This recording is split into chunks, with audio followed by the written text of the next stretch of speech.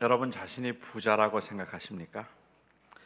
어쩌면 아마 여기에 계신 대부분의 여러분들은 자신이 그렇게 부자라고 생각하지도 않지만 또 그렇게 가난하다고 생각하지 않을지도 모르겠습니다. 부자와 가난한 자의 차이는 어차피 상대적인 것이라서 나보다 못한 사람을 보면 내가 그렇게 가난한 사람이 아닌 것 같고, 나보다 잘 사는 사람을 보면 아무리 넉넉해도 내가 그렇게 부자는 아니라는 생각을 하게 됩니다.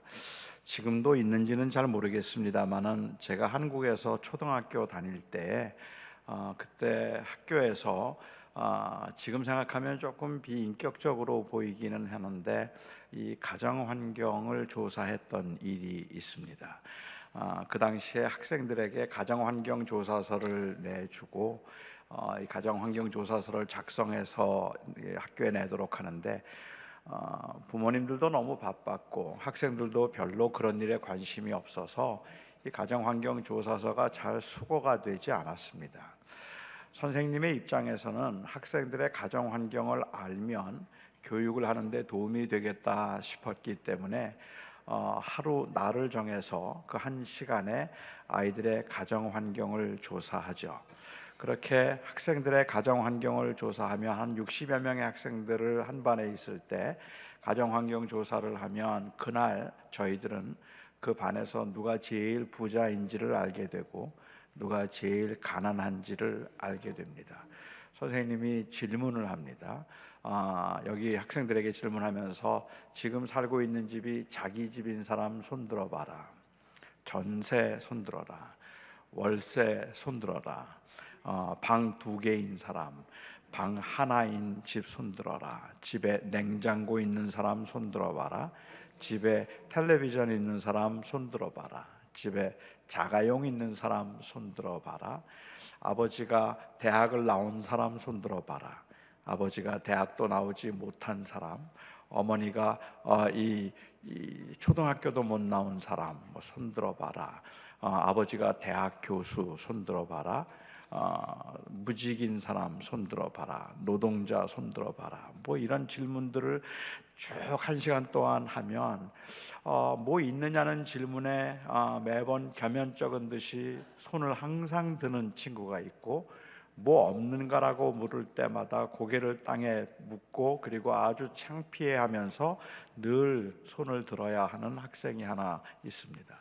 그러면 60명의 학생들 중에 우리는 제일 부자가 누구인가 하는 것을 대충 알게 되고 제일 가난한 사람이 누구인가 하는 것을 알게 되죠. 그 외에 나머지 사람들은 다 중산층이 됩니다. 그러니까 그 가장 부자 앞에서 누구도 부자가 될 수 없고, 가장 가난한 사람 앞에서는 가난하다고 말할 수 없는 거겠죠. 부자가 천국에 들어가는 게 얼마나 어려운지, 약대가 바늘귀로 들어가는 것보다 더 어렵다는 말씀을 들어도 그 말씀이 우리에게 크게 마음이 걸리지 않는 이유는 이 말씀을 문자적으로 해석해서는 안 된다는 어떤 선제된 지식 때문이기도 하겠지만, 어쩌면 그건 못지않게 우리는 그렇게 큰 부자는 아니라고 생각하기 때문일 겁니다. 천국에 못 들어갈 만큼 우리는 그렇게 부자는 아니라고 생각하죠. 우리가 생각하는 부자는 이런 사람입니다. 구두는 주로 이 마놀로 블라닉 부츠를 즐겨 신는 사람입니다. 양복은 알렉산더 아모스 양복을 즐겨 입고, 시계는 피아체 엠퍼라도 템플 정도는 차야 부자라는 말을 들을 수 있습니다. 가방은 에르메스 가방을 들고, 그리고 휴대폰은 이 볼트 휴대폰 케이스에 이 휴대폰을 넣고 다니는 사람. 차는 그래도 부가티 베이론 정도는 타야, 그래야 부자라는 말을 들을 수 있을 겁니다. 전혀 모르는 브랜드라 여러분 감이 오지 않는 것 같기도 하고, 이런 브랜드들을 내가 다 모르고 있다는 사실이 내가 부자는 아니구나 생각해서 안심이 되는 분들도 계신지 모르겠어요. 이 마놀로 블라닉 부츠는 아주 특별한 악어 가죽으로 만든 신발인데 한 켤레가 한 1,500만 원 정도, 15,000불이니까 1,500만 원 좀 넘을까요? 1,500만 원 정도 합니다. 알렉산더 아모스 양복은 비쿠나라고 하는 아주 정교한 약대 털로 만든 양복인데 그 양복에 약간의 보석들을 넣었기 때문에 양복 한 벌이 1억 원 정도 합니다. 도대체 어떤 양복이길래 그렇게 그 질이 어떻길래 1억 원씩 하는가 궁금해하는 분들이 혹시 계실지 몰라서 제가 오늘 이번에 입고 왔는데 끝나고 난 다음에 여러분들이 한번 만져볼 수 있도록 해보겠습니다. 여러분들이 지금 입고 계시는 코롱이나 뭐 케임브리지하고는 차원이 다릅니다. 정말로 엄청나게 좋은 이 질의 양복이 한 1억 원 정도 하는 것 같아요. 피아체 엠퍼라도 템플 시계는 보석으로 만든 시계이기 때문에 한 30억 원 정도 합니다. 여러분들이 가지고 계신 그 휴대폰 케이스를 보면 뭐 아이폰이나 아니면 삼성폰을 넣고 다니는 여러분들의 휴대폰 케이스를 보면 그냥 드는 생각이 참 튼튼하겠다 뭐 그런 생각은 들어요. 그리고 그냥 어떤 것들은 좀 귀엽다 뭐 이런 생각이 들기는 하지만 고급스럽다는 생각은 들지 않습니다. 그런데 이 노키아에서 만든 이 볼트 휴대폰 케이스, 특별히 이 시그니처 코브라 브랜드는 정말로 고급스러워요. 정말로 그 이 케이스를 이렇게 보고 있으면 저건 진짜 명품이구나 하는 생각이 들 정도인데 그냥 휴대폰을 넣고 다니는 휴대폰 케이스 하나가 3억 5천만 원 정도 합니다. 한국에서는 이 루이비통 가방을 들고 다니면 명품을 들고 다닌다고 생각해서 어깨에 힘을 주기도 하고 그리고 또 없으면 괜히 부끄러워하기도 하는 것 같아요. 이 루이비통 가방이 명품이라고 생각을 하는구나 하고 제가 느꼈던 것은 아르헨티나에 한번 갔을 때입니다. 아르헨티나의 한 교회 집회를 갔는데요. 재밌는 현상을 제가 거기서 보았어요. 아르헨티나 부에노스아이레스는 치안이 아주 형편없습니다. 그래서 그걸 뭐라고 그럴까요? 이 오토바이를 타고 가면서 퍽치기라 그러나요? 그 가방을 들고 가면 그냥 쳐가고 훔쳐가는 사람들이 워낙에 많아요. 그렇기 때문에 굉장히 조심을 해야 되는데 그 교회, 제가 간 교회 교인들이 여성들이 루이비통 가방을 들고 계시더라고요. 그래서 그 가방을 가지고 교회에 오셨는데 재미있는 모습은 밖에 나갈 때는 검은 비닐봉지에 넣어서 가지고 나가시더라고요. 그거를 그냥 들고 나가면 명품이라 채갈까봐 그래서 그냥 아무것도 아닌 것처럼 검은 비닐봉지에 넣어서 그래서 밖에 나갈 때는 그걸 들고 다니시다가 교회 오면 다시 빼서 그래서 그걸 들고 다니고 그리고 밖에 나갈 땐 또 그걸 봉지에 넣는 것을 보았습니다. 명품이구나 하는 생각을 하기는 했는데 그 루비통 가방이 한 200만 원 정도 조금 넘나요? 그 정도 하는 것 같아요. 여러분 가지고 계신 짝퉁 말고 진품이 한 200만 불 조금 넘는 것 같습니다. 그런데 가방은 그래도 에르메스입니다. 그 가방은 에르메스가 명품이라고 말할 수 있겠죠. 사실은 이 에르메스는 돈이 있어도 못 사요. 제가 에르메스를 가지고 있는 분들이 얼마나 그 긍지를 가지고 있는지 한번 저에게 그런 말씀 하시더라고요. 이거는 이 한정품이기 때문에 돈이 있어도 못 사고 산 사람이 계속해서 살 수 있고 다시 팔 때 그 값이 더 나가기 때문에 이건 굉장히 귀한 거라고 이야기를 해요. 그 가방이 한 4천만 원 정도, 특별히 브라운 버킨이 한 4천만 원 정도 하는 것 같아요. 차, 글쎄요, 벤츠나 BMW, 제가 생각할 때는 그냥 튼튼해 보여요. 저런 차 타고 다니면 안전하겠구나 뭐 그런 생각이 들기는 하지만 그렇지만 벤츠를 타고 다니면서 명품 타고 다닌다고 말하기는 조금 쑥스러울 것 같기는 해요. 그렇죠? 그래도 차라고 하면 이 명품이라고 하면 부가티 베이론 정도는 돼야 되지 않을까 하는 생각이 드는데 부가티 베이론은 싼 게 한 20억 정도 조금 넘습니다. 그래도 몸에 이 정도는 걸치고 다녀야 부자라는 말을 할 수 있을 거고 천국에 못 가면 어떡하지 걱정을 좀 할 겁니다. 하지만 여러분들의 경우라면 뭐 그렇게 걱정하지 않아도 이 브랜드도 모르는 분들이니까 천국 가는 건 걱정 없겠다는 생각이 들 수도 있을 것 같아요. 그런데 여러분, 이런 경우는 어떻습니까? 캄보디아의 교사 월급이 한 4만 원 정도 하는 것 같아요. 노동자들의 월급이 한 달에 10만 원, 그래서 1년에 한 120만 원이 조금 넘는다고 하는데, 노동자들이 교사보다 더 많이 받는 것은 사실은 그 킬링 필드가 있던 그때 지식인들을 다 죽여버렸고 안경만 써도 죽였다 그래요. 그렇기 때문에 캄보디아 사람들은 미국에 이민 와 있는 캄보디아 사람들도, 그분들도 아이들을 학교에 안 보내려고 그래요. 그 두려움이 있기 때문에. 그래서 교사 월급이 조금 더 적다고 하는데, 아무튼 한 112만 원 정도 하는 것 같아요. 지금도 한국에서 20만 원으로 세 가족이 끼니를 이어가는 그러한 극빈자 가족들이 제법 있어서, 얼마 전에도 이 탈북 이 모자의 그 영양실조로 인한 죽음은 우리들의 마음을 참 아프게 한 이야기이기도 합니다. 어쩌면 이 세상에는 가난한 사람들이 너무 많고, 그리고 끼니도 이어가지 못하는 사람들도 정말 많이 있어서, 다만 돈 몇만 원이 없어서 항상 노심초사하고 걱정해야 하는 사람들도 세상에는 많이 있습니다. 이렇게 빈부의 차가 극심해서 부자들은 끝없이 부자인 것 같고 가난한 사람들은 너무 없어서 힘들게 살아가는 이 시대에 우리는 그냥 재물은 중립이라고 생각하고 살 수만은 없을 것 같아요. 제가 좀 자세한 이야기는 오늘 저녁에 좀 하도록 하고, 그런데 이런 빈부의 극심한 차이 가운데 살아가고 있는 저희들에게 주님께서는 부자와 가난한 자에 관한 말씀을 하셨습니다. 부자와 나사로의 비유를 통해서 예수님께서는 한 부자와 그리고 한 가난한 사람을 아주 극대화시켜서 말씀하셨으니까, 여기에 나오는 부자는 무지무지한 부자의 상징이고, 여기에 나오는 나사로는 무지무지하게 가난한 사람의 상징이라고 볼 수 있겠습니다. 우리의 주인공인 이 부자가 얼마나 부자인지 고운 베옷과 자색 옷을 입고 날마다 호화로이 연락하더라 라고 되어 있습니다. 그런데 이 기록이 우리의 마음에 와닿지 않아요.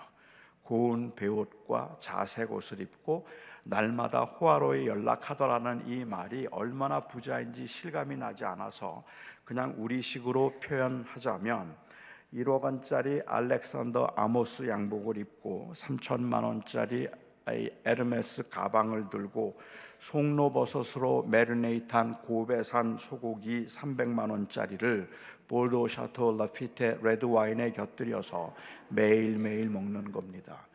생각만 해도 근사한 인생이죠. 이 엄청나고 이 화려한, 그리고 정말 이 풍족한 그 삶의 모습, 근사한 인생입니다. 그런데 그 집 앞에 한 거지가 있었습니다. 나사로라는 이름의 거지였는데, 굳이 우리식으로 표현하지 않아도 그의 고통과 아픔을 충분히 느낄 수 있을 만큼 아주 적나라하게 성경은 이 나사로의 고난을 묘사하고 있습니다. 부자의 집 앞에서 쓰레기통을 뒤지며 허기진 배를 채워야 했습니다. 그가 부자의 집 앞에 누워 있으면 개들이 와서 상처를 핥았다고 했는데, 어떤 신학자들은 개들이 와서 상처를 핥고 있는데도 아무것도 하지 못한 채 그 개들을 쫓아내지 못했던 것은, 아마도 이 나사로는 중증 장애인이거나 아니면 몸도 움직일 수 없을 만큼 많이 아팠던 사람일 것이라고 짐작을 하기도 합니다. 너무 가난하고 너무 불쌍한 사람이었습니다. 하지만 여기 앉아 계신 여러분들과 그리고 저에게 있어서는 이 부자나 이 가난한 사람 모두가 다 사실은 상관이 없는 사람들인 것처럼 보여집니다. 그래서 공감대를 만들기가 힘들어요. 자, 이 비유를 제가 통하여서 여러분들에게 여러분 부자입니까? 아니면 여러분은 가난한 사람입니까? 라고 묻는다면, 아마 여기 계신 모든 분들이 나는 그렇게 부자도 아니고 나는 그렇게 가난하지도 않기 때문에 나 자신을 누구하고 내가 동일시시켜야 될지, 그래서 어떤 경고를 아니면 어떤 교훈을 받아야 될지도 사실 잘 이해하기가 쉽지 않습니다. 그나마 이 비유가 우리의 관심을 끄는 것은 구원의 문제입니다. 부자는 죽어서 지옥에 갔고 나사로는 죽어서 천국에 갔습니다. 우리는 종종 이 비유를 보면서 이 비유를 통해서 주님께서 말씀하시려고 했던 의도가 도대체 무엇일까 보다는 부자는 왜 지옥에 갔을까, 그리고 나사로는 왜 천국에 갔을까 하는 그 이유를 찾고 싶어 하죠. 그래서 이 비유를 자칫 구원론의 비유로 그렇게 해석을 하려는 경향도 있습니다. 물론 구원의 문제가 우리에게는 굉장히 중요한 문제이기는 하지만, 그럼에도 불구하고 오늘 이 비유를 그냥 구원에 관한 이야기로 누가 어떻게 하면 구원을 받는가, 어떻게 하면 천국에 가고 어떻게 하면 지옥에 가는가 하는 이야기를 하고 있는 것은 아닌 것 같은데, 그런데 우리는 이 비유를 보면서 달리 공감대를 찾아낼 수가 없기 때문에 우리는 종종 이 비유를 구원의 문제에만 관심을 갖게 되는 거죠. 부자는 왜 지옥에 갔을까요? 부자가 지옥에 간 이유가 오늘 본문을 볼 때 무엇이라고 여러분은 생각하십니까? 부자가 호화로에 연락해서 지옥에 갔다고 말해도 괜찮겠습니까? 만일 그렇다면 물론 부자와 가난한 자의 문제는 상대적인 문제이기는 하지만 여러분들은 진지하게 생각해 봐야 합니다. 부자는 부자라서 지옥에 갔다면 나는 과연 지옥에 갈 만큼 부자인지 아닌지 진지하게 고민해 봐야 될 문제일 겁니다. 아니면 그가 자기 집 앞에 가난하고 불쌍한 거지가 있었는데 그를 도와주지 않았기 때문에 그래서 그가 지옥에 갔다고 말해도 괜찮겠습니까? 나사로는 어떻게 천국에 가게 되었을까요? 너무 가난하고 이 땅에서는 아무런 혜택도 받지 못했기 때문에 천국에서 호화스럽게 그리고 영광 가운데 살게 되었다고 말해도 괜찮겠습니까? 만일 그렇게 말한다면 구원의 조건은 가난이 될 것입니다. 가난한 사람은 천국에 갈 것이고, 그리고 잘 산 사람은 지옥에 간다는 말을 해도 될 것 같아요. 그런데 이것은 우리가 알고 있는 성경 전체의 가르침과 맞지 않는 것 같습니다. 그러면 뭡니까? 부자는 이름을 밝히지 않았지만 가난한 사람은 나사로라는 이름이 있었어요. 이 나사로라는 이름은 하나님이 도우신다, 아니면 하나님의 도우심이라는 엘리에셀이라는 히브리 말을 헬라식으로 표기한 말입니다. 그러니까 나사로라는 말의 의미는 하나님의 도우심, 하나님이 도우셨다는 의미라, 부자는 하나님을 믿지 않았고 그리고 이 나사로는 하나님을 믿었기 때문에 그 믿음으로 이 나사로는 천국에 갈 수 있었고, 믿음 때문에 부자는 지옥에 갔다, 믿음이 없어서 부자는 지옥에 갔다라고 그렇게 말하기도 합니다. 즉 나사로가 천국에 간 것은 그가 하나님을 의지한 사람이었기 때문이라는 말입니다. 하지만 저는 그렇게 보는 건 좀 정당하지 않다는 생각이 들어요. 부자가 아브라함을 부를 때마다 뭐라고 부르는지 아세요?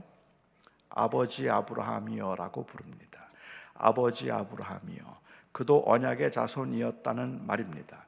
나중에 나사로를 보내어서 자기 형제들에게 이 천국과 지옥이 있다는 것을 알려달라고 했을 때, 그때 아브라함이 말씀하시기를 너희들에게는 이미 선지자와 그리고 이 율법이 있어서 모세의 율법이 있어서 이미 이것을 다 알려주었다라고 충분하다고 말씀하는 걸 보아서 부자와 부자의 자손들은 언약의 자손이었고 하나님을 믿던 사람들이었다고 보는 게 맞겠다는 생각이 듭니다. 더구나 만일 이 믿음으로 구원을 받는 것이라고 이야기를 하기 위한 것이라고 한다면 왜 이렇게 부자를 극대화시켜서 부자라고 말하고, 그리고 가난한 사람은 왜 이렇게 극심한 가난을 이야기했을까 하는 것도 이해가 되지 않는다는 말이죠. 그냥 어떤 사람은 안 믿었더니 지옥에 갔고 어떤 사람은 믿었더니 천국에 갔다라고 말하면 될 텐데 왜 그렇게 말했을까? 게다가 성경을 보면 아무리 보아도 부자가 믿음이 없었다는 이야기는 없어요.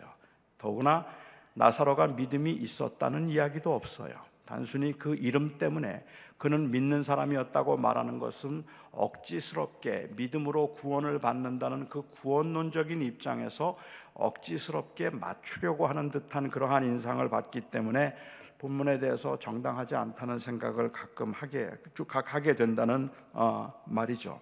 저는 그냥 이 비유는 어떻게 하면 구원을 받는가에 관한 비유가 아니라고 생각합니다.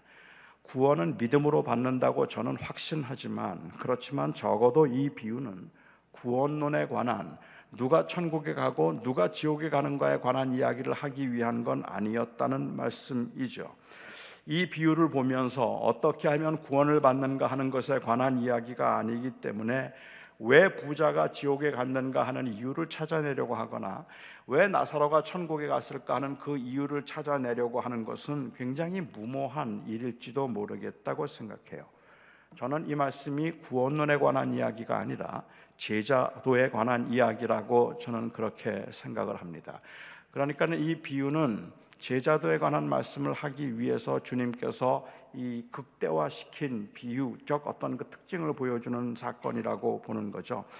이 말씀을 이해하기 위해서는 누가복음 16장 전체의 문맥을 좀 살펴볼 필요가 있을 것 같아요.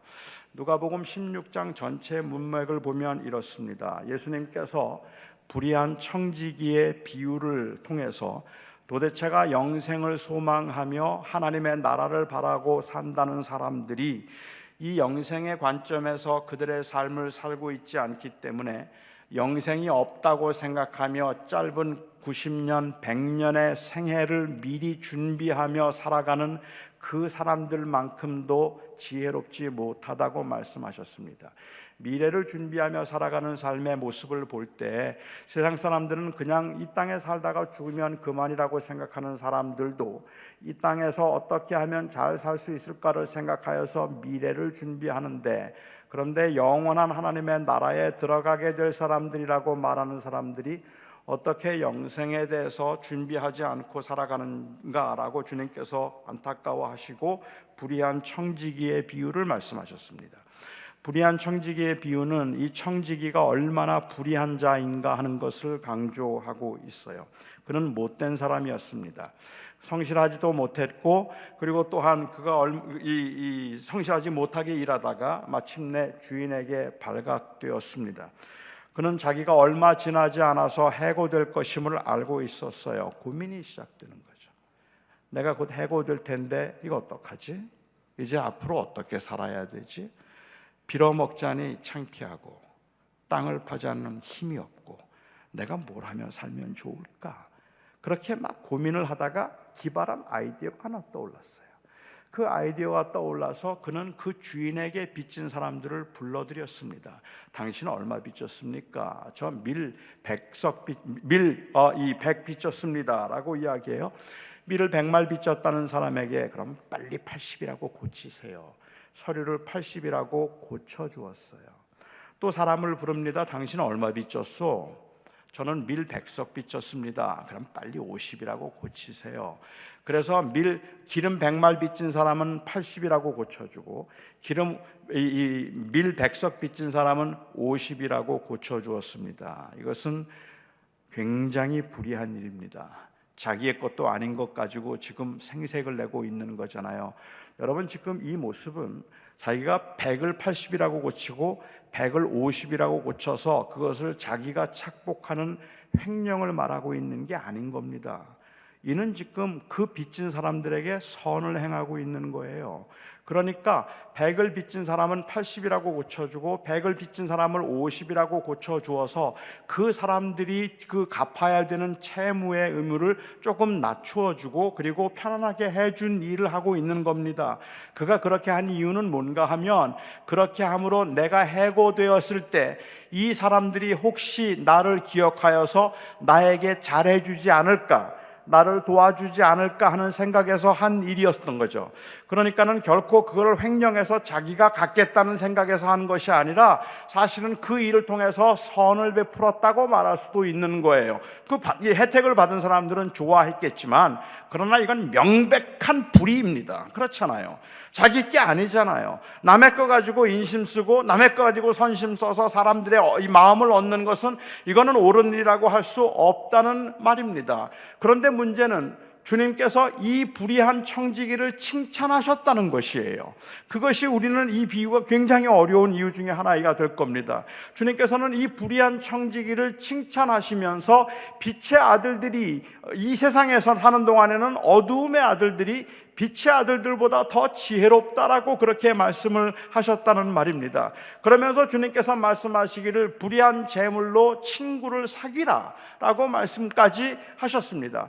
그러나 주님께서 그를 지금 칭찬하고 계시는 것은 제가 볼 때는 조금 문학적인 그러한 그 방법이라고 생각을 해요. 다시 말하면 주님께서는 지금 이 불의한 청지기가 여기 이렇게 악한 자지, 정말 못된 자야, 자기 게 아닌데도 불구하고 자기의 미래를 걱정해서 다른 사람들에게 선심을 썼어. 그렇게 선심을 쓰므로 내가 나중에 해고되었을 때 그들에게 조금 도움을 받을까 해서 그렇게 선심을 쓰고 착한 일을 했지. 이들은 굉장히 악한 자야. 그런데 이렇게 악한 자인 사람이 예수를 믿고 하나님을 믿는 사람들보다 더 지혜로워 보인다? 믿는 사람들은 그 재물을 가지고 선을 행하지 않으니까 하나님의 나라를 바라보고 하나님 앞에서 모든 셈을 할 것이라고 말하고, 그리고 하나님 앞에서 그 인생의 질이 결정된다고 생각해서 하나님을 분명히 믿는다고 말하면서도 이 세상에 살면서 마치 하나님은 안 계신 것처럼 그렇게 살아가고 있는 믿는 사람들을 보면서 주님께서 말씀하고 계시는 거죠. 차라리 저 사람들이 더 낫지 않을까. 그러니까 그가 불의한 것을 지적하심으로 사실은 이 믿는 사람들을 경고하시기 위해서 하신 그런 반어적인 문학적 기법이기 때문에 불의한 청지기를 실제로 칭찬하신 건 아니라고 저는 생각해요. 그러면서 이 비유에 나타나는 그 이야기를 통해서 너희는 불의한 재물로 친구를 사귀라 라고 말씀하셨는데, 재물 자체가 불의하지는 않겠죠. 그래서 영어 성경에는 여기에 불의한이라는 말을 세상에 사는 동안에 필요한이라는 worldly라는 단어로 번역을 하기도 합니다. 그런데 제가 이해하기에는 여기에 불의한이라는 것은 바로 이 비유에 나오는 그 청지기를 빗대어 하신 말씀 같아요. 이것을 가지고 사귀라, 그리고는 이 친구를 사귀라. 그리고 주님은 무시무시한 말씀을 하시죠. 너희가 두 주인을 겸하여 섬길 수 없나니 하나님과 재물을 겸하여 섬길 수 없느니라 라는 말씀까지도 주님께서 하셨습니다. 주님이 말씀하고자 하시는 것은 결국 이거는 명백한 모순이라는 말입니다. 하나님의 나라를 바라보는 사람이 하나님의 나라가 없는 것처럼 사는 건 모순이다 말씀하시죠. 그런데 문제가 된 건 14절에 보면 주님께서 이 청지기의 비유를 통해서 너희가 하늘을 바라보고 천국 백성답게 살아라 라고 말했더니 바리새인들이 비웃었어요. 예수님의 말씀을 듣고 예수님을 비웃었어요. 그들이 비웃었던 이유는 그들이 돈을 사랑했기 때문이라고 누가는 말하고 있습니다. 현실은 그렇지 않다는 말을 하고 싶었을 겁니다. 사는 게 그렇게 녹록한 게 아니라서 이 땅에 사는 동안에는 재물이 좀 있어야 된다는 이야기를 하고 싶었을런지도 모릅니다. 실제로 바리새인들은 하나님과 재물을 겸하여 섬겼던 사람들입니다. 아니, 바리새인들뿐만 아니라 이스라엘 백성들이 늘 그래왔어요. 재물과 하나님을 겸하여 섬겼던 사람들이라고 저는 생각합니다. 제가 이해하기에는 이스라엘 백성들은 여호와 하나님을 떠난 적이 한 번도 없습니다. 여호와 하나님을 떠나서 바알을 섬겼던 적이 그들에게는 한 번도 없습니다. 여호와 하나님은 언제나 이스라엘 백성들의 하나님이었어요. 가나안에 사는 동안에 이스라엘 백성들이 여호와는 내 하나님이 아니고 바알이 내 하나님이라고 말한 적은 한 번도 없습니다. 그들은 고난을 당하면 언제나 여호와 하나님께 부르짖었고 여호와 하나님께 돌아와서 그들의 구원의 하나님, 그들의 생명의 하나님, 그들의 조상의 하나님, 아브라함과 이삭과 야곱의 하나님은 언제나 여호와였어요. 이걸 부인한 적은 없는 것 같아요. 그런데 그들의 문제는 뭔지 아십니까? 여호와 하나님과 바알을 겸하여 섬긴 겁니다. 그래서 그들은 사실 언제나 하나님을 섬긴다고 말하면서도 내 구원의 문제에 있어서는 여호와가 내 하나님이시지만 먹고 사는 문제는 재물의 신이고 태양의 신인 바알이 내 신이에요. 그래서 그들은 언제나 바알과 하나님을 겸하여 섬겼죠. 그런 그 상태를 아시는 주님께서 여기에 재물이라는 것을 매몬이라는 의인화시켜서 내가 하나님과 재물을 겸하여 섬길 수 없다라고 말씀을 하고 계시는, 이 두 신을 같이 섬기면서 그냥 그렇게 살지 말라는 말씀. 원래 돈이라는 것은 중립이라서 세상에 살면서는 있는 것이 없는 것보다 더 좋다는 말로 천국을 바라보고 천국에 합당한 삶을 살아가는 이 삶을 대충 살면서도 그런 삶을 합리화시켜서는 안 된다는 의미에서 주님께서는 재물과 하나님을 겸하여 섬길 수 없다고 했습니다. 재물은 필요가 없다는 말이 아닙니다. 부자가 되면 안 된다는 말도 아니고 하나님은 부자로 만들어 주기도 하십니다. 하지만 궁극적으로 그것이 우리 인생의 질을 결정하는 것이어서는 안 된다는 말이겠죠. 우리에게 정말로 중요하고 소중한 그 영원한 생명이 우리 안에 있다는 것을 우리가 알아야 되지 않는가라는 말입니다. 그래서 그들이 이 주님을 비웃었기 때문에 주님이 부자와 나사로의 비유를 말씀하셨습니다. 그렇다면 부자와 나사로의 비유는 저는 이렇게 이해할 수 있다고 생각합니다. 자, 여기에 무지무지한 부자가 있다고 가정해보자. 굉장한 부자였어. 모든 사람들이 부러워할 만큼 모든 것을 소유하고 넉넉하고 아주 풍요로운 삶을 살았지. 그런데 그가 죽어서 지옥에 갔다고 가정해보자. 이거는 왜 지옥에 갔는가가 중요하지 않아요. 지금 지옥에 간 이유가 뭔가를 말하는 게 아니라 굉장히 부자였는데 그가 지옥에 갔다고 한번 가정해보자. 그리고 여기에 너무너무 불쌍한 사람이 하나 있었어. 모든 사람들이 아무도 그와 같은 인생을 원하지 않았던 정말로 비참한 인생을 산 사람이지.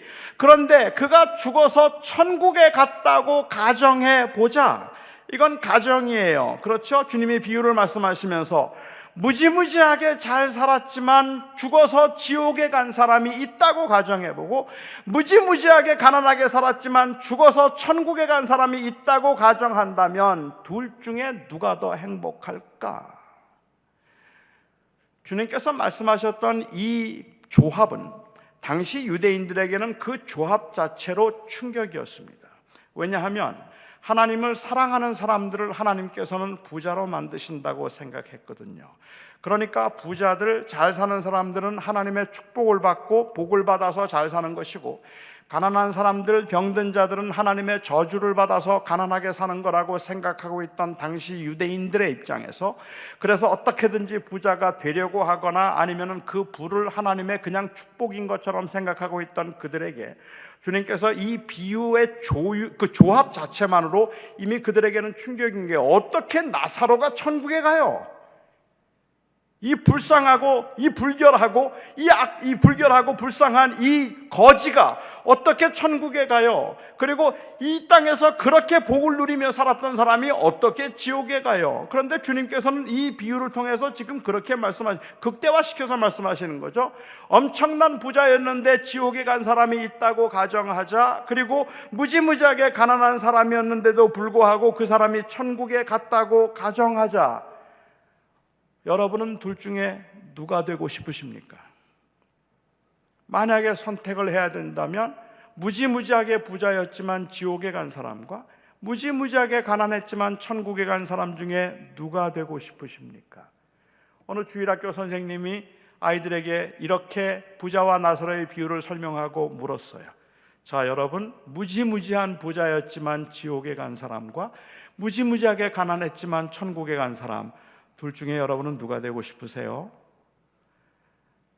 그러자 한 아이가 손을 들고 대답했습니다. 살아선 부자, 죽어선 나사로요. 대답했습니다. 우리 모두의 대답입니다. 지금까지 우리 교회가 했던 대답인지도 몰라요. 우리 모두는 그걸 원하죠. 살아있는 동안에는 부자였으면 좋겠고, 그리고 죽어서 천국 가면 좋겠다는 겁니다. 살아서 부자이면서 죽어서 천국 가는 일이 불가능한 일은 아닙니다. 하지만 이렇게 대답하는 것은 사실은 주님의 질문의 의도를 피해가고 있는 대답인 겁니다. 주님의 질문하셨던 의도를 생각한다면 이것은 정답이 아니라고 말할 수 있을 것 같은데, 그런데 재물과 하나님을 겸하여 섬기고 싶은 욕망이 감추어져 있던 바리새인들은 이렇게 대답을 했던 거죠. 살아선 부자, 죽어선 나사로. 그리고 주님은 그것이 바로 부자와 재물과 하나님을 겸하여 섬김이니 그럴 수 없다 말씀하고 계시다는 말입니다. 어쩌면 오늘날 문제는 현대 교회가, 현대 그리스도인들이 살아선 부자, 죽어선 나사로라는 이 대답으로 제자로 온전하게 살지 못하고 있음을 합리화시키고 있는 것이고, 이런 대답이 제자임에도 불구하고 그리고 빈부의 차이가 극심한 이 세상을 살아가면서 재물에 관해서 진지하게 고민하는 것을 우리로 하여금 피하게 만들고 있는 것은 아닌 싶기도 한단 말입니다. 다시 말하면 주님이 제자는 어떻게 살아야 되는가라는 그 질문에 대해서 우리는 동문서답을 하고 있다는 말이죠. 하지만 우리는 그렇게 핵심을 피해감으로 사실은 우리가 가장 소중히 여겨야 할 이 영생의 가치, 우리에게 주어진 예수 그리스도께서 십자가에 죽으심으로 우리에게 주어진 이 생명의 가치를 교회는 놓치고 잃어버렸는지도 모르겠습니다. 가장 비참한 인생을 살았던 나사로도 불행하지 않다고 말해줄 수 있는 이 영생의 가치, 모든 것을 누리며 최고의 이 부귀 영화를 누리며 살았던 부자에게도 당신은 행복한 게 아닙니다라고 말해줄 수 있는 이 영생의 가치를 교회가 놓쳤는지도 모르겠다는 말입니다. 재물의 유무가 한 사람의 그 존재의 가치를 결정하는 게 아니라서 기회가 주어지면 가진 것을 팔아서 가난한 자들에게 나누어 주어도 아깝지 않고 그것 때문에 어깨를 으쓱이지 않을 수 있는 이 생명의 가치 말입니다. 제자들이란 바로 이 생명의 가치를 품고 살아가는 사람들입니다. 교회란 이 땅에 영생이 존재함을 말해주고, 세상에 있는 사람들에게 교회란 바로 우리는 영원한 생명을 소망하며 그곳에 궁극적인 가치를 두고 살아가는 사람들이라, 천국은 분명히 있고 우리는 영원히 다시 살 것입니다라는 그 말을, 그 고백을 하는 사람들의 공동체라는 말입니다. 그래서 우리가 이 세상에서 바로 우리는 그것을 소망하고 하늘나라를 바라보며 사는 사람들이라는 이 고백을 세상에 드러내고 그 삶을 통하여서 그것을 증거함으로 많은 사람들이 그 재물을 통하여서 인생의 가치와 질을 결정하려고 하는 사람들을 혼란스럽게 아니면 당황하게 만드는 것이 바로 이 그리스도인들의 모습이어야 된다는 말이죠. 만약에 우리는 하나님께서 우리를 위해서 십자가에 죽으심으로 우리는 영원한 하나님의 나라를 소망하고 그 소유한 하나님의 백성이다, 한번 가만히 생각해 보자고요. 우리는 이 세상에 지금 나그네로 살아가고 있기는 하지만 하나님께서 우리에게 영원한 하나님의 나라를 준비해 두셔서 우리가 죽으면 그곳에서 영원히 주님과 함께 안식을 누리며 살아갈 하나님의 사람들, 오직 그 나라만을 앙망하며 이 땅의 나그네로 사명자로 그렇게 살아가는 사람들이라고 우리가 그렇게 고백하고 있다면, 우리는 바로 이 확신 때문에 가난하게 살아도 억울하게 살아도 오히려 감사할 수 있는 겁니다. 남들보다 더 못하게 사는 것 같아도 그래도 그것 때문에 내 인생이 비참하다고 생각하지 않을 수 있는 겁니다. 바로 그 영원한 생명 때문에 남들이 다 부러워할 만한 인생을 살아도 그래서 마치 내가 대단한 사람이 되는 것처럼 생각하지 않는다는 말입니다. 우리를 진정으로 겸손하게 만들어주고 진정으로 우리로 하여금 힘을 내어서 용기를 가지고 낙심하지 않고 살아가게 만들어주는 힘은 우리 주 예수 그리스도 통하여서 우리에게 주신 바로 이 생명이란 말입니다. 이 생명의 가치가 어떤 것인가 하는 것을 세상에 알려주며 살아야 되는 사람들이죠. 주님께서 이 비유를 통해서 하신 말씀은 결국은 내가 영생의 가치를 아느냐, 이 말씀을 하고 계시는 겁니다. 내가 영생의 가치를 알고 있는가? 주님이 말씀하신 이 비유는 그래서 저는 제자도에 관한 비유라고 생각합니다. 누가복음 10장에도 누가복음 18장에도 이 율법학자가, 율법 선생이 그리고 젊은 관원이 예수님을 찾아와서 똑같은 질문을 하죠. 선생님, 어떻게 하면 영생을 얻을 수 있습니까? 어떻게 하면 영생을 얻을 수 있습니까? 라고 묻고 있는 그 젊은 관원에게 그래, 너는 어떻게 이해하는가? 내 마음을 다하고 뜻을 다해서 내가 모든 하나님의 계명을 지키라라고 말씀하셨습니다. 모든 계명을 지키라고 말씀하셨을 때 젊은 관원은 대답하기를 내가 다 지켰나이다 라고 얘기했어요. 그는 정말로 다 지켰어요. 진실한 자였습니다. 주님께서 그에게 말씀하시기를 한 가지 부족한 게 있네. 내 가진 것을 다 팔아서 가난한 자에게 주라. 그리고 나를 따르라라고 말씀을 하셨습니다. 이 젊은 관원은 부자였기 때문에 굉장히 근심하면서 떠나갔습니다. 그런데 여러분, 이게 사실은 공평하지 않다는 생각이 들지 않으십니까? 그렇게 말씀하셨던 주님이 누가복음 18장에서 그렇게 말씀하시고 누가복음 19장에서 주님께서 삭개오의 집에 들어가셨습니다. 삭개오가 주님을 만나고 난 다음에 그 기쁨으로 그가 고백하죠. 내가 혹시 도적질한 게 있다면 4배로 갚을 것이고, 그리고 혹시 내가 네 배로 갚을 것이고 내 재산의 절반을 가난한 자에게 나누어 주겠습니다.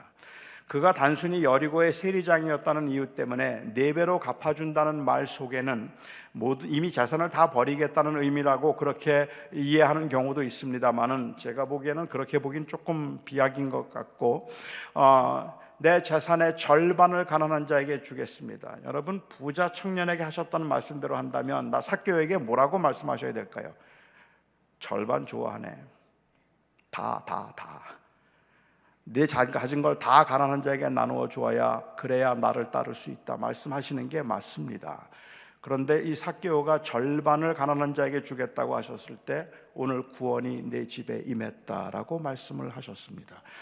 그리고 또한 주님께서는 그 주님을 따르는 제자들에게 한 번도 가진 것을 다 팔아서 가난한 자에게 나누어 주고 빈손으로 나를 따르라고 말씀하지 않으셨습니다. 주님의 제자들 중에는 요한이 제법 부자였을 것이라고 학자들은 짐작하는데, 요한이 자기가 가지고 있던 그 배를 버려두고 주님을 따랐지만 다 팔아서 처분했다는 의미는 아닙니다. 그래서 나중에 그는 고기를 잡으러 다시 가지요.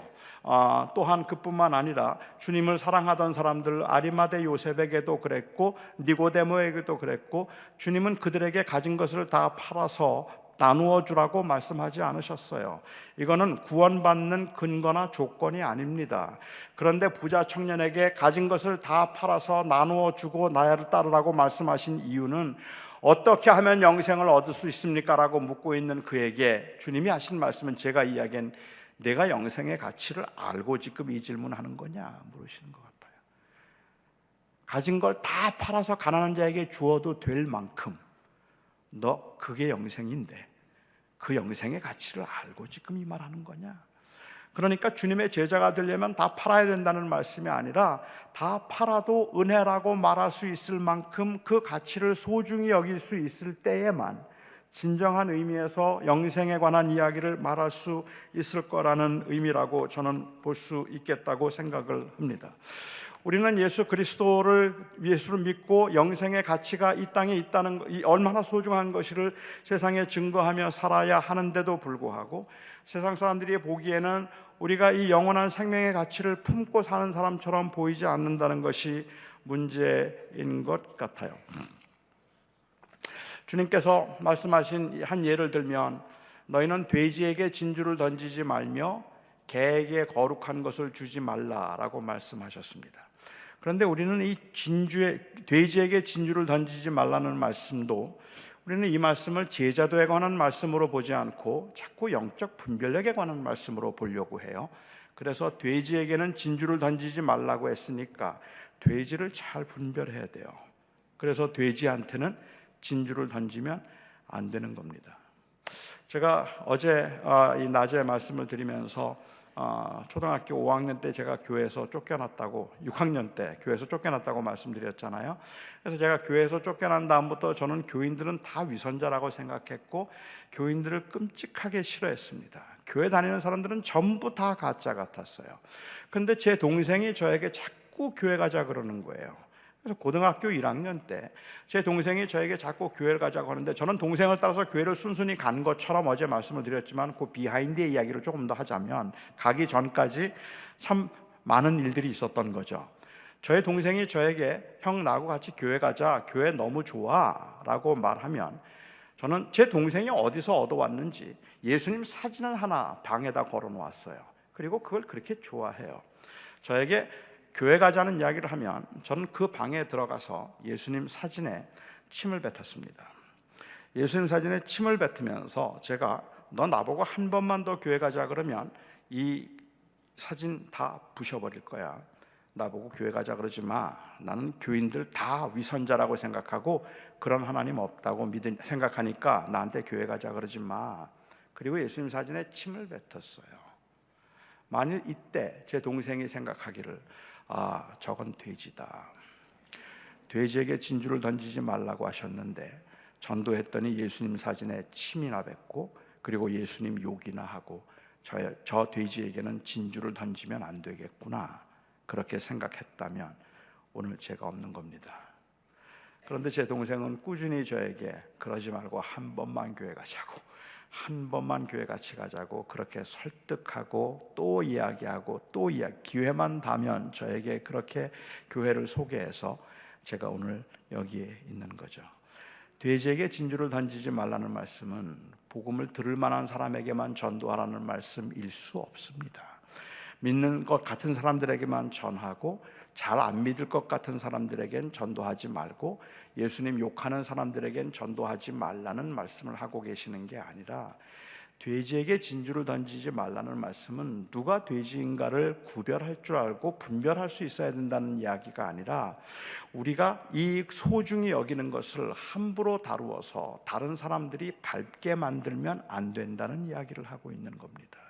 그 가치를 알고 있는 우리들이, 그 가치를 알고 있는 우리가 그것을 소중하게 다루어야지, 그것을 함부로 다루어서 돼지에게 밟히는 일이 생긴다면 그 책임을 돼지에게 물을 게 아니라 우리가 책임져야 되는 거잖아요. 그건 우리의 문제죠.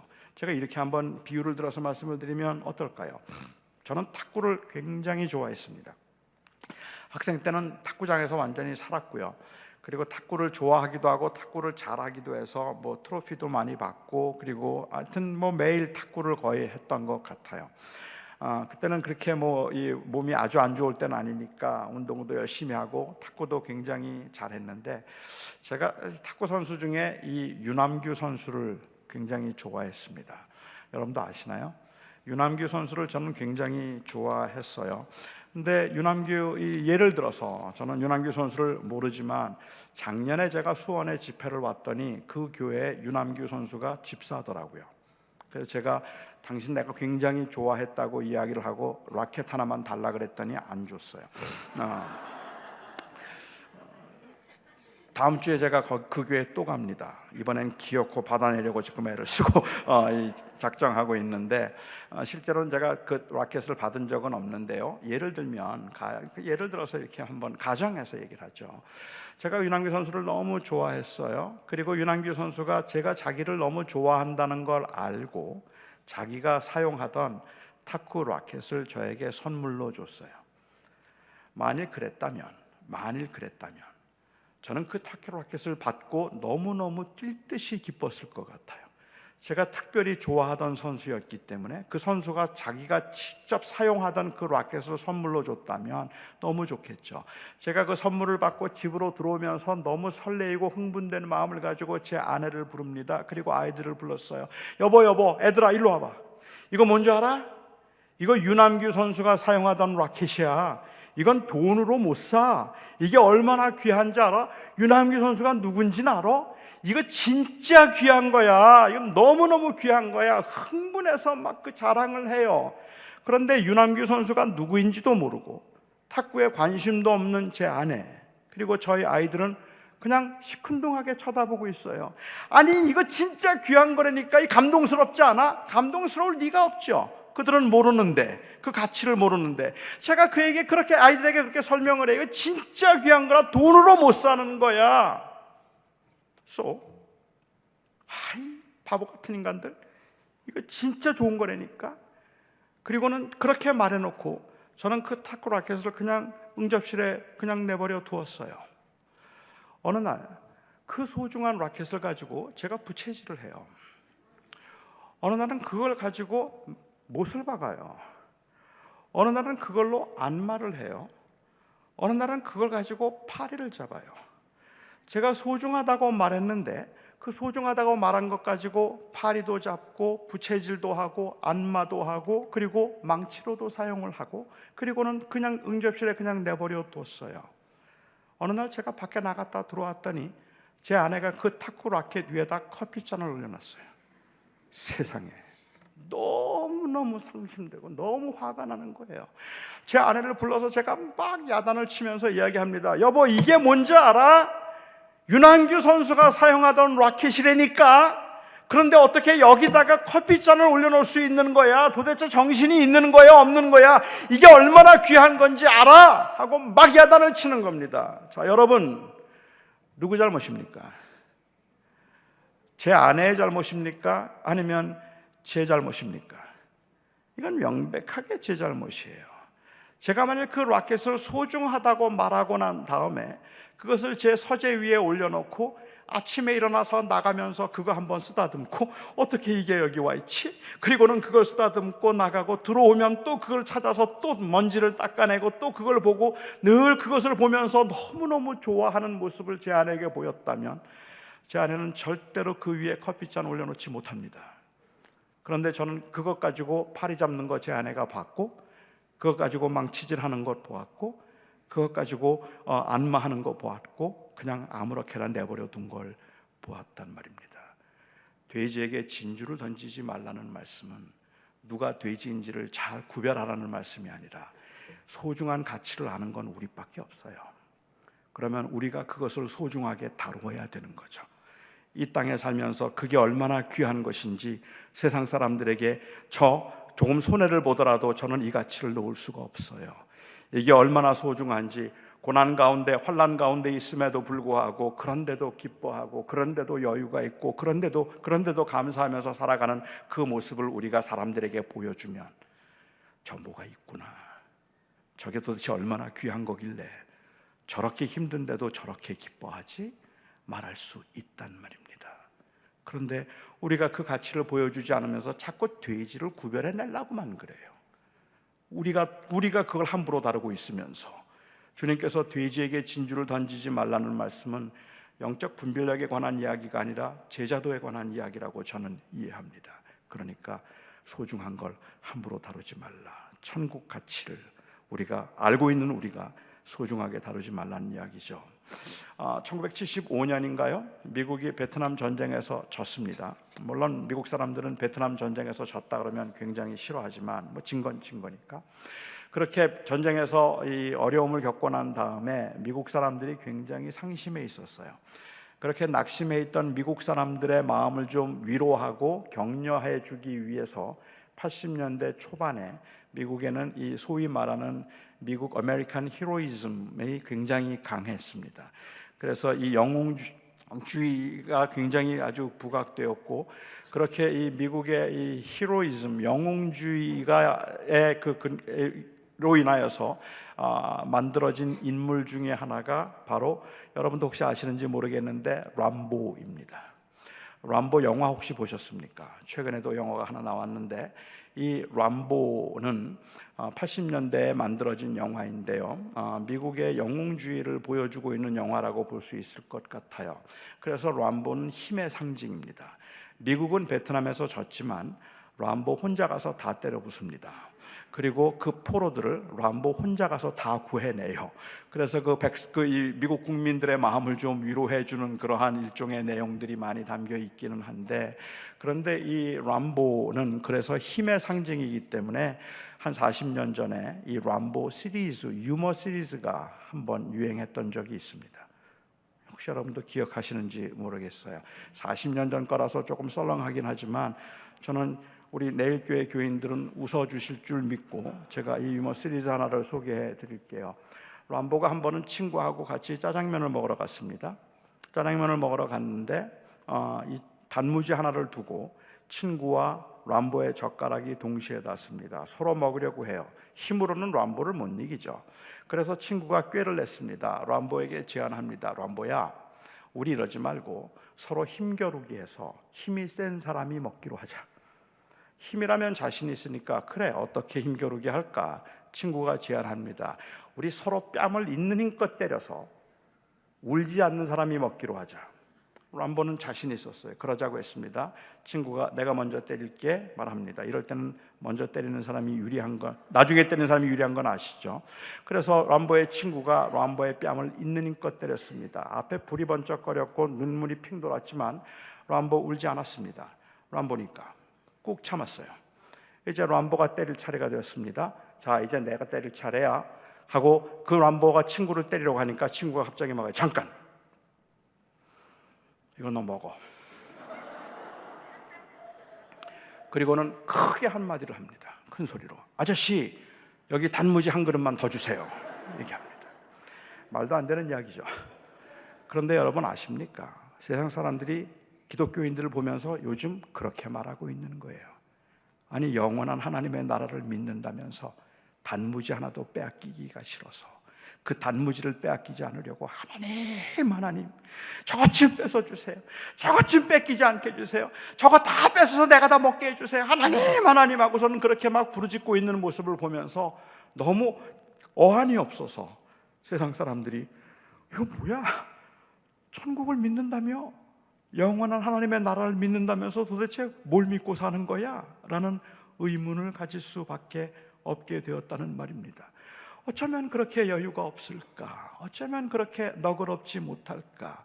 하늘나라를 소망하고 살아가는 사람들이 이 세상에 살면서 조금 손해를 보는 것 같아도 괜찮아요 라고 말할 만큼 영원한 생명의 가치가 있어야 되는데, 마치 그거 없으면 나는 죽는 것처럼 그렇게 막 부들부들 떨면서 그 단무지 하나라도 뺏어 먹으려고 차지하려고 애를 쓰는 모습이 세상에서 볼 때는 영원한 생명에 대한 가치에 의문을 갖게 만들었다는 말입니다. 베드로전서 3장 15절에 보면 사도 베드로가 그 교인들을 권하면서 말하기를, 아마도 제가 짐작할 때는 그 3장의 문맥을 보아서는 노예들이었을 가능성이 높은데, 노예들에게 말하기를 너희는 예수를 주로 삼아 거룩하게 하고 소망의 이유를 묻는 자들에게 대답할 것을 항상 예비하되 온유와 두려움으로 하라 라고 말했습니다. 당시의 노예들은 사람이 아닙니다. 그냥 소유입니다. 물건입니다. 너무 비참한 인생들이라서, 이들이 너무 비참한 인생들이었기 때문에 사실은 그래서 이 주인들은 그야말로 사람 취급을 하지 않았고, 어떤 경우에도 그 주인들이 이 노예보다 불행하다는 생각을 해본 적은 없어요. 가장 비참하고 불쌍한 인간들이 노예들이에요. 그리고 자기들은 그래도 많은 걸 소유하고 부자로 살고 있으니까 자기들이 행복한 인생이라고 생각하고 있었던 겁니다. 그런데 이 노예들의 삶이 당시 부자들에게 일종의 위기감을 만들기 시작합니다. 너무 가난한데, 너무 불쌍한 인간들인데 여유가 있어요. 때려도 괴롭혀도 얼굴에 기쁨이 있어요. 그렇게 손해를 많이 보고 있는데도 불구하고, 억울한 일을 당했는데도 불구하고 참아내요. 그리고 오히려 더 약한 사람들을 배려하고 자기가 그들을 위해서 도와주고, 그렇게 피곤하고 힘든데도 모여서 함께 예배하는 일에 결코 소홀함이 없고 언제나 기쁨으로 살려고, 그리고 감사함으로 살려고 애를 쓰는 그 모습을 보면서 주인들이 위기감을 느끼는 거죠. 내가 행복한 줄 알았는데, 그런데 나는 오히려 전혀 아무것도 만족할 수가 없어서 항상 불만인데 저들은 뭐 때문에 저렇게 기쁠까? 뭐가 저들을 참게 만드는 거지? 뭐가 저들로 하여금 견디게 만드는 거지? 그래서 소망의 이유를 묻는 자들에게 너 뭐가 그렇게 좋아? 대답할 것을 항상 예비하되 온유와 두려움으로 하라. 그게 그들이 할 수 있었던 전도였어요. 주인을 찾아가서 예수 믿으라고 말할 수 있었던 것도 아닌 거고, 오히려 그들의 삶을 통해서 정말 영원한 생명이 있다는 그 위기감을 만들어냈던 것, 그게 바로 그들이 할 수 있었던 일이었습니다. 예수님께서 부자와 나사로의 비유를 통하여서 세상이 전부인 것처럼 마지막 이 죽을 때까지 그것들을 모아놓고 준비하면 그게 지혜로운 인생이라고 살아가는 사람들에게 우리는 영원한 하나님의 나라가 있다고 말하면서도 왜 우리는 그들 앞에서 정말로 떳떳함과 감격과 기쁨과 그리고 생명을 소유하고 있음에 대한 그 감사함으로 살지를 못하고 있는가라는 것을 주님께서는 지적하신다고 생각합니다. 그래서 부자와 나사로의 비유를 통해서 무지무지 가난한 사람이었음에도 불구하고, 그럼에도 불구하고 모든 것을 소유한 사람보다 행복하다 말할 수 있는 이 생명의 가치, 이 영원한 생명의 가치가 너의 삶에 있는가? 그것을 묻고 있죠. 너는 이 가치를 알고 있는가? 묻고 있는 겁니다. 우리가 이 세상에 살아가면서 왜 이렇게 나는 힘들까 싶기도 하지만, 어쩌면 오늘날 교인들의 더 심각한 문제는 고향을 잃어버렸다는 것이 아닐까라는 생각을 합니다. 우리에게는 갈 곳이 있습니다. 우리에게는 영원한 하나님의 나라가 있고, 우리에게는 영원히 살도록 하신 하나님의 은혜, 끝까지 우리와 함께 하셔서 기어코 거기까지 인도하실 하나님의 은혜가 우리 안에 있습니다. 비록 세상에 살면서 좀 화가 나기도 하고 억울하기도 하고 너무 힘들기도 해서 왜 나는 이렇게밖에 못 사는 건가라는 절망과 낙심이 될 때가 있겠지만, 저는 오늘 감히 여러분들에게 감히 말씀드립니다. 괜찮습니다. 힘들고 아픈 거 알지만, 너무 속상하고 화가 나기도 하지만, 그래도 괜찮습니다. 우리에게는 생명이 있으니까, 우리에게는 하나님의 아들이 있으니까, 그러니까 괜찮습니다. 조금만 더 살아내십시다. 그 나라를 소망하면서, 그 나라를 바라보면서 정말 비참한 인생인 것 같아도 괜찮아 라고 말해줄 수 있는 그날을 소망하면서 우리 살아냅시다.